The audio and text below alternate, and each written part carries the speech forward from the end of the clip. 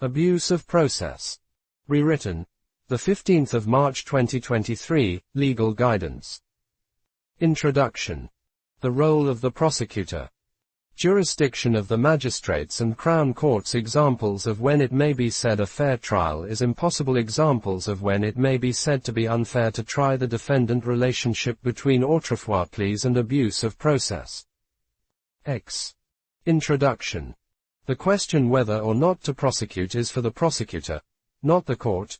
Environment Agency v. Stanford, 1998, 6 WLUK 534, per Lord Bingham LCJ. However, the courts have an overriding duty to promote justice and prevent injustice. From this duty there arises an inherent, exceptional power to stay an indictment, or stop a prosecution in the magistrate's court, if the court is of the opinion that to allow the prosecution to continue would amount to an abuse of the process of the court. The court may do so if either of the following apply, and the court must consider each as a separate question. See Connolly v. DPP, 1964, AC 1254 HL, and DPP v. Humphreys, 1977, AC 1 HL. Is it impossible for the defendant to have a fair trial? The asked ground for abuse of process, right to a fair trial, is a stay of proceedings necessary to protect the integrity of the criminal justice system. The second ground, integrity of the justice system. To note, the inherent jurisdiction of the court to stop a prosecution to prevent an abuse of process is to be exercised only in exceptional circumstances. Attorney General's Reference, No. 1 of 1990, 1992, QB 630 CA. Attorney General's Reference, No. 2 of 2001, 2004, 2 AC 72 HL. G. The public interest in the null determination of criminal charges requires that such a charge should not be stayed or dismissed if any lesser remedy will be just and proportionate in all the circumstances. Attorney General's Reference, No. 2 of 2001. It is clear from the authorities and beyond argument that there is a strong public interest in the prosecution of crime and in ensuring that those charged with serious criminal offenses are tried. Ordering a stay of proceedings, which in criminal law is effectively a permanent remedy, is thus a remedy of last resort. Crawley and others, 2014, EWCA Crim 1028. Courts should not use their inherent power to stay proceedings merely to discipline the prosecution or because the court has formed the view that the prosecution was unwise. The exceptional nature of the remedy of a stay of proceedings means that, absent bad faith, the power should not be used to punish prosecutors where a fair trial remains possible. DPP v. Gowing, 2013, EWHC 4614, Admin. X. The role of the prosecutor. Review. Where an application to stay proceedings as an abuse of process has been made, or otherwise can reasonably be anticipated, a prosecutor must ask review or re-review the case. The Code for Crown Prosecutors provides at 3.5. Prosecutors should not start or continue a prosecution where their view is that it is highly likely that a court will rule that a prosecution is an abuse of its process, and stay the proceedings. The Court in Guest v. DPP, 2009, EWHC 594, Admin, 58, put it as follows. A decision to stay proceedings is a rare outcome.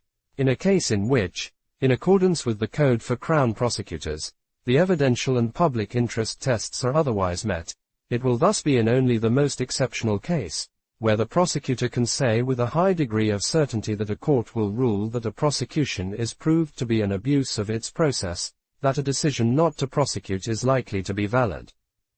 Accordingly, prosecutors should not bring proceedings where it is highly likely, or it can be said with a high degree of certainty, that the court will end that, 1. The defendant cannot have a fair trial or, 2. That a stay of proceedings is necessary to protect the integrity of the criminal justice system, CJS. Both the test for abuse of process, and the test for not prosecuting where it may be argued, represent high thresholds to meet. Moreover, There are other means by which a fair trial can be secured or the integrity of the CJS preserved and upheld. At the outset of the case therefore, or at a later time when the issues in the case are clear-eyed, the prosecutor should be able to identify any likely ground of abuse which may be argued and how it may be dealt with. A prosecutor should be clear as to whether the abuse of process would fall under ground 1, or 2, as referred to above. If engaging the right to a fair trial, set out the possible countermeasures to secure this right. It may be that there are no such measures, and the focus should be on challenging the suggestion that this test for abuse is made out, or that the defense submissions X are more appropriately deployed as mitigation. If engaging the integrity of the CJS, set out precisely the nature of this threat and why it means a prosecution would highly likely be an abuse of process. This should form the basis of the review, whether deciding to prosecute or not prosecute. In the former situation, it will inform the prosecutor's case strategy and any prosecution's skeleton argument, if abuse of process is to be argued. If the latter, exceptional, situation applies, it will articulate the rationale for not prosecuting. Countermeasures. When reviewing the case, the prosecutor should have regard to the authorities relating to the category of abuse alleged, see below. They should also consider countermeasures to ensure the right to a fair trial or to preserve and uphold the integrity of the CJS, which may include but are not limited to making representations about listing, either to expedite a trial or to adjourn it, identifying an alternative venue or considering special measures that are available for the defendant making admissions, considering whether to continue to rely on a piece of evidence or whether it would be proper to change the way in which the case is being put to avoid any justi ed concern or disadvantage raised by the defendant, considering appropriate reporting restrictions, identifying directions that the jury may be given throughout the case as well as in summing up. Burden and standard of proof. A line of authorities, including Telford J.J., Ex parte Baden 1991, 2, QB, 7-8 and Crown Court at Norwich, Ex parte Belsham 1992, 9-4 Crossing App R 382, D.C., established that the burden is on an accused to show, on a balance of probabilities, that they are entitled to a stay of proceedings on grounds of abuse of process.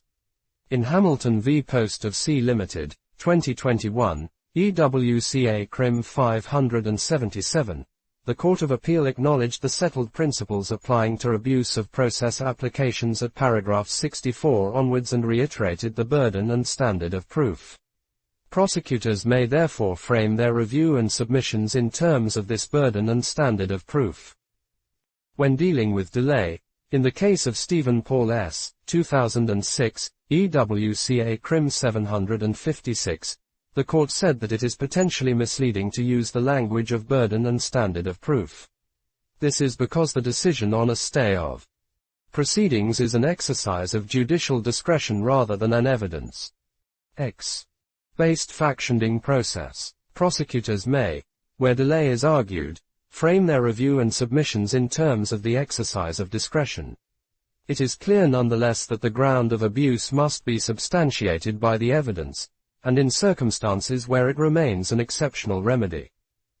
Disclosure.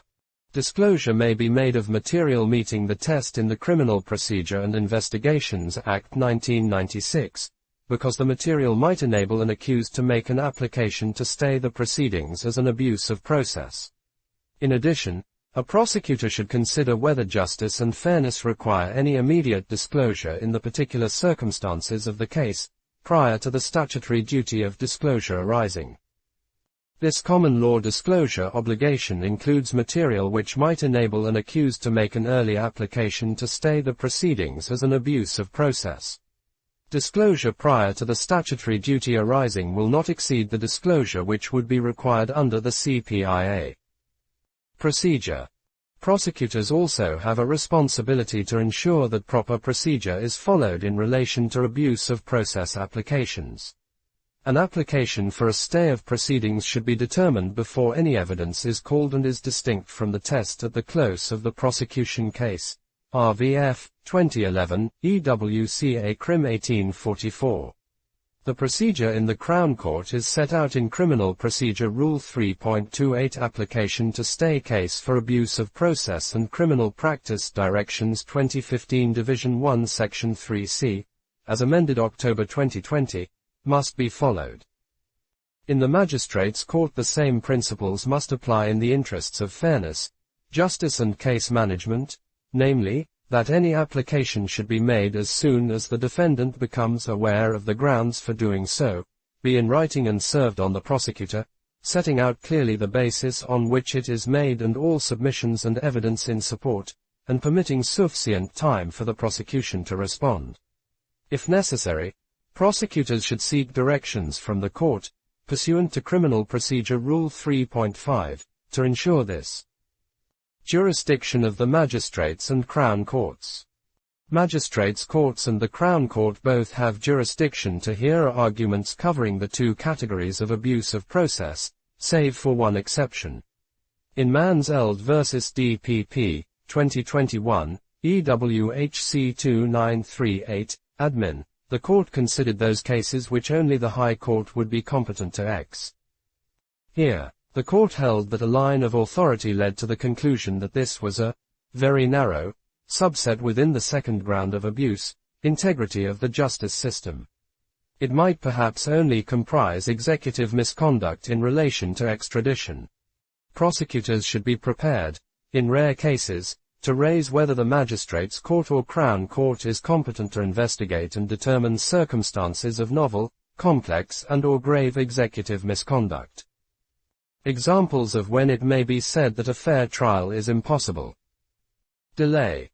In RVF, 2011, EWCA Crim 1844, the court held that when abuse of process submissions on the grounds of delay are advanced, provided the principles articulated in Galbraith, 1981, 1 WLR 1039 and Attorney General's Reference, No. 1 of 1990, 1992, QB 630 CA are clearly understood, it will no longer be necessary or appropriate for reference to be made to any Court of Appeal decisions except Stephen Paul S., 2006, EWCA Crim 756 or RVF itself. These four authorities, the court held, contain all the necessary discussion about the applicable principles and each case will be determined on its facts. In Stephen Paul S., the court held, even where delay is unjustly able, a permanent stay should be the exception rather than the rule where there is no fault on the part of the complainant or the prosecution. It will be very rare for a stay to be granted. No stay should be granted in the absence of serious prejudice to the defense, so that no fair trial can be held when assessing possible serious prejudice. The judge should bear in mind his or her power to regulate the admissibility of evidence and that the trial process itself should ensure that all relevant factual issues arising from delay will be placed before the jury for their consideration in accordance with appropriate direction from the judge if, having considered all these factors, a judge's assessment is that a fair trial will be possible, a stay should not be granted. Failing to obtain, losing or destroying evidence X. In R. Ibrahim, v. Feltham Magistrates Court, 2001, EWHC Admin 130, the court suggested that an inquiry into abuse of process might apply the following principles. 1. In the circumstances of the particular case, what was the nature and extent of the investigating authorities and the prosecutor's duty, if any, to obtain and/or retain the videotape evidence in question? Recourse should be had in this context to the contents of the Sepia Code of Practice and the Attorney General's Guidelines on Disclosure. 2. If in all the circumstances there was no duty to obtain and/or retain the evidence before the defense sought its retention, then there can be no question of the subsequent trial being unfair on this ground. 3. If such evidence is not obtained and/or retained in breach of the obligations set out in the Code and/or the Guidelines, then the following principles should be applied. The ultimate objective of the discretionary power to stay proceedings as an abuse of process is to ensure that there should be a fair trial according to law, which involves fairness both to the defendant and the prosecution, because the fairness of a trial is not all one-sided. It requires that those who are undoubtedly guilty should be convicted as well as that those about whose guilt there is any reasonable doubt should be acquitted. The trial process itself is equipped to deal with the bulk of the complaints on which applications for a stay are founded. The circumstances in which any court will be able to conclude, with sufficient reasons, that a trial of a defendant will inevitably be unfair are likely to be few and far between. The power of a court to regulate the admissibility of evidence by the use of its powers under Section 78 of the Police and Criminal Evidence Act 1984 is one example of the inherent strength of the trial process itself to prevent unfairness. The court's attention can be drawn to any breaches by the police of the codes of practice under PACE, and the defense can ask the court to exclude evidence where such breaches have occurred. It is commonplace in criminal trials for a defendant to rely on holes in the prosecution case, for example, a failure to take fingerprints or a failure to submit evidential material to forensic examination. If, in such a case, there is sufficient credible evidence, apart from the missing evidence, which, if believed, would justify a safe conviction, then a trial should proceed, leaving the defendant to seek to persuade the jury or magistrates not to convict because evidence which might otherwise have been available was not before the court through no fault of their own. Often the absence of a video or fingerprints or DNA material is likely to hamper the prosecution as much as the defense. 4. If the behavior of the prosecution has been so very bad that it is not fair that the defendant should be tried, then the proceedings should be stayed on that ground.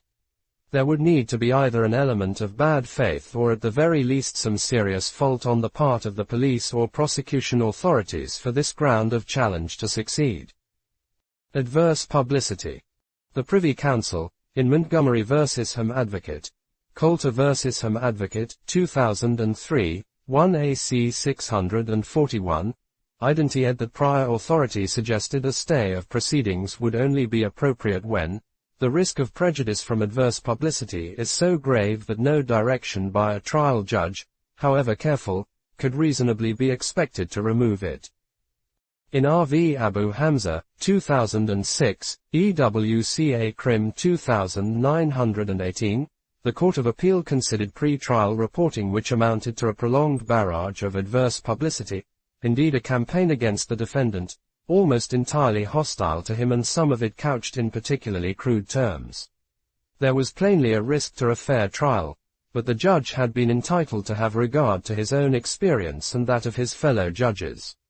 In doing so, he had properly concluded that he was satisfied that with proper direction a jury would be able to bring impartial judgment to the case and to decide whether, despite being labeled by some as a public enemy, the defendant really did commit the offenses with which he was charged. Non-disclosure by prosecutor. The focus, for the asked ground of abuse of process, is whether the non-disclosure renders a fair trial to be impossible.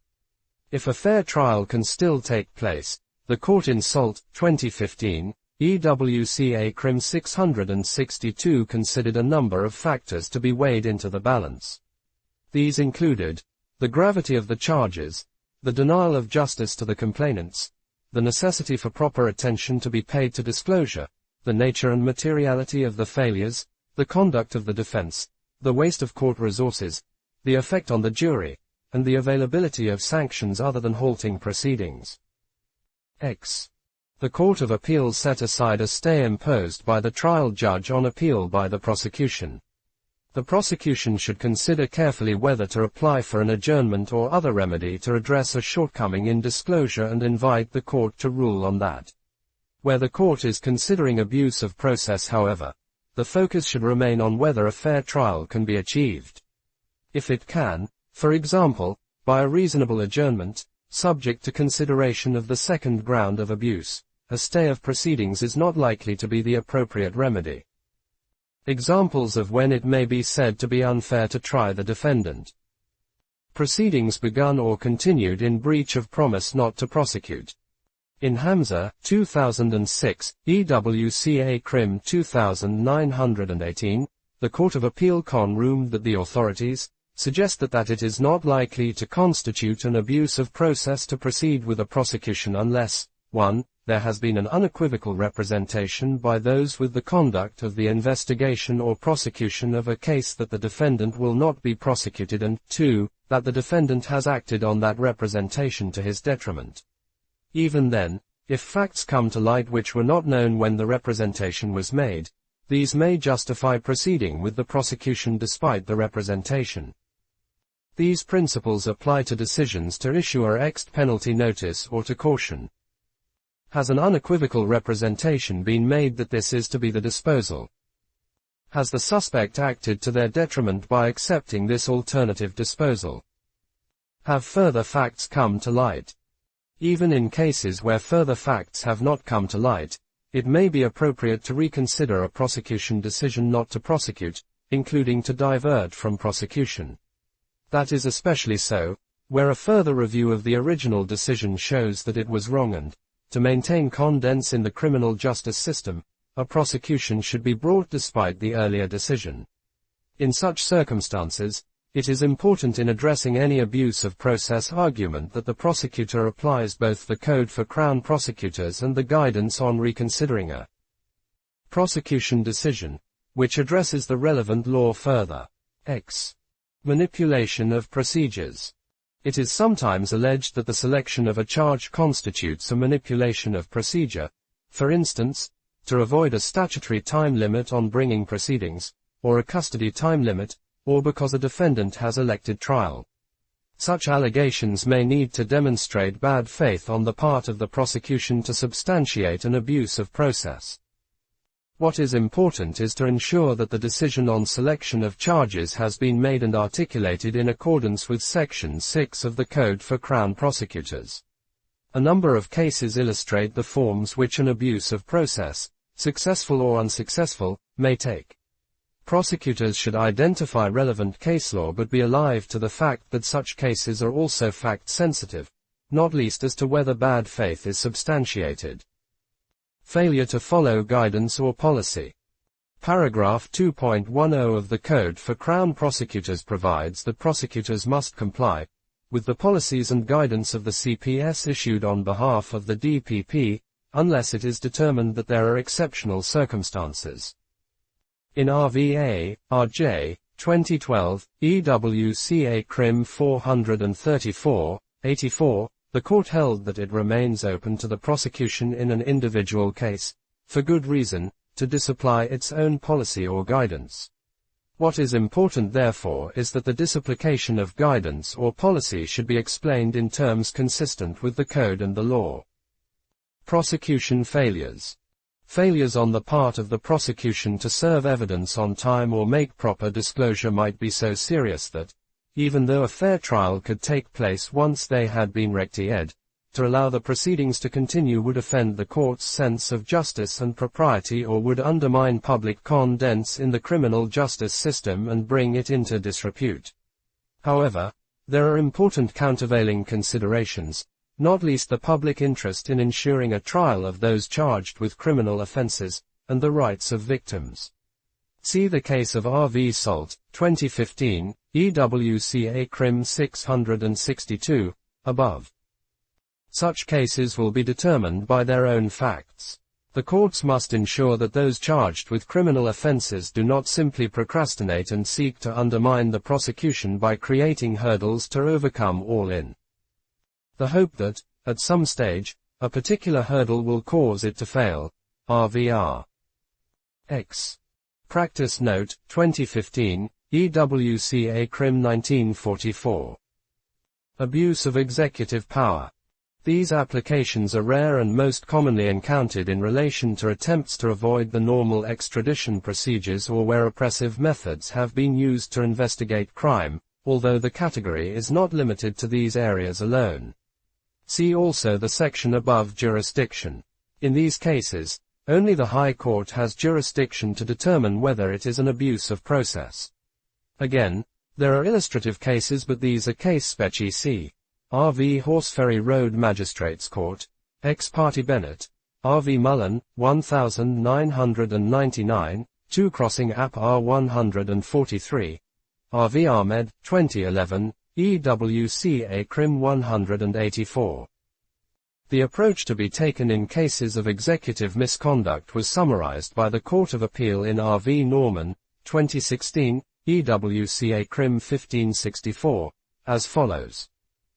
It must be determined whether and in what respects the prosecutorial authorities have been guilty of misconduct. It must then be determined whether such misconduct justifies staying the proceedings as an abuse. This second stage requires an evaluation which weighs in the balance the public interest in ensuring that those charged with crimes should be tried against the competing public interest in maintaining confidence in the criminal justice system. How the discretion will be exercised will depend upon the particular circumstances of each case, including factors such as the seriousness of the violation of the accused's rights, whether the police have acted in bad faith or maliciously, whether the misconduct was committed in circumstances of urgency, emergency or necessity, the availability of a sanction against the persons responsible for the misconduct, the seriousness of the offense with which the accused is charged. There must be a clear connection between the misconduct and the fact the person is facing trial to mount an argument that the trial itself should not take place. Entrapment. In R.V. Loosely, Attorney General's Reference, No. 3 of 2000, 2002, 1 Crossing App R29, the House of Lords held that although entrapment is not a substantive defense in English law, where an accused can show entrapment, the court may stay the proceedings as an abuse of the court's process, or it may exclude evidence pursuant to Section 78 Police and Criminal Evidence Act 1984, Pace 1984. Of these two remedies, the grant of stay, rather than the exclusion of evidence at the trial, should normally be regarded as the appropriate response, since a prosecution founded on entrapment would be an abuse of the court's process. Police conduct which brings about state-created crime is unacceptable and improper, and to prosecute in such circumstances would be an affront to the public conscience. However, if the accused already had the intent to commit a crime of the same or a similar kind, and the police did no more than give him the opportunity to fulfill his existing intent, that is unobjectionable. The factors to be considered where entrapment is alleged was set out in R.V. Moore, 2013, EWCA Crim 85, as follows.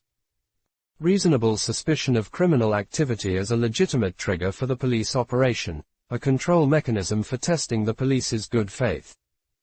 Authorization and supervision of the operation as a legitimate control mechanism, to ensure proper control of the operation, necessity and proportionality of the means employed to police particular types of offense, the concepts of unexceptional opportunity, and causation, authentication of the evidence, i.e., of the conversations and contacts. Relationship between autrefois pleas and abuse of process. For the doctrine of autrefois to apply, it is necessary that the accused should have been put in peril of conviction for the same offense as that with which he is then charged. The word offense embraces both the facts which constitute the crime and the legal characteristics which make it an offense. For the doctrine to apply, it must be the same offense both in fact and in law. Connolly v. DPP, 1964, AC 1254 HL. Where, however, a subsequent trial is based on the same facts or forms parts of a series of offenses of the same or similar factual character, but the offense charged is not the same, and so the plea of autrefois is not be available, as a general rule the judge should stay the indictment. The general rule reacts the likelihood that a second trial would be oppressive. The Crown, represented by the prosecuting authorities in England and Wales, should decide before the conclusion of the asked proceedings, which charges are to be brought against a defendant arising from the same incident. This was confirmed in R.V. Beedie, 1998, QB 356, where the second trial arose out of the same facts, but the plea of autrefois convict was not available because the subsequent offences were not the same in fact and law. However, there may in a particular case be special circumstances which make a second trial just and convenient. The judge must then decide in all the circumstances whether the general rule should apply. Connolly v. DPP, 1964, AC 1254 HL. In such circumstances the prosecutor must consider when reviewing the case whether the burden of demonstrating special circumstances can be discharged. Unlike the general burden on the defendant to demonstrate abuse of process, here the burden lies with the prosecution. What is important in such cases is considering carefully why the suspect was previously prosecuted, resulting in an acquittal or a conviction, and why it is proposed to further prosecute them, including whether there were facts not known to the prosecutor originally which have now unexpectedly come to light, or whether decisions taken originally were clearly wrong, or whether the degree of overlap is more apparent than real. A conviction or acquittal by a court of competent jurisdiction outside England and Wales might also found a plea of autrefois acquit or convict. See, for example, or at 1919-13 crossing App R101. The plea would only be available where the offence to be charged was the same in law and in fact as that committed abroad and where the accused, if convicted, was punished. See R. V. Thomas, 1985, QB 604 on the important question of the peril which the accused must demonstrate as part of the plea. The plea of autrefois is not available where different offences are charged, but an abuse of process argument may be pursued where the prosecution arises out of the same or similar facts. However, the position is different to one where there has been a domestic prosecution, and while the court will scrutinize the circumstances with particular care, there is no burden on the prosecution to prove special circumstances. R. V. Michael Chong, 2006, EWCA Crim 524 and R. V. Lama, 2014, EWCA Crim 1729.